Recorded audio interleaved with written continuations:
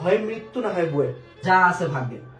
দেখো আমার অ্যাডমিশন টাইমে একটা চিন্তা ছিল হয় মৃত্যু না হয় বইয়ের। এই চিন্তাটা অনেক অনেক খারাপ বলবে, বইয়ের যেতে কি হয়েছে, এই এত ডেসপাইটের কারণে মানুষ সুইসাইড করে, হ্যান ত্যান।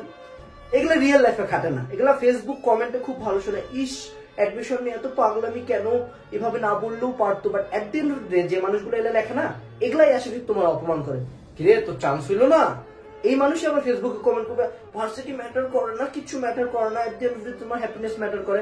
সো ইন রিয়েল লাইফ তোমার একটা গোল থাকা দরকার যে আইদার এটা হবে নাইলে হবে না, যা আছে ভাগ্যে আমি আমার সর্বোচ্চটা দিয়ে যাব। আমার যেটা প্যাশন, আমার যেটা গোল, আমি যেটাকে ভালোবাসি সেটার জন্য আমি সর্বোচ্চ এফোর্টটা দিব, তারপর যা আছে ভাগ্যে আমি দেখবো। এন্ড ভয় পাওয়া যাবে না। যে দেখো আমার বয়স 23, এই বয়সে আমাকে অনেক একটা যথেষ্ট বড় বিজনেস সামলাইতে হচ্ছে, একটা জিম করতে হচ্ছে। যখন আমি একটা 80 কেজির বেঞ্চ প্রেস বুকের উপরে নেই বা 110 কেজি নেই, আমি জানি যে আমার এখান থেকে সকেট থেকে হাতটা খুলে আসতে পারে। আর আমি কি চিন্তা করছি, ভাই উঠবে নাহলে মরবো।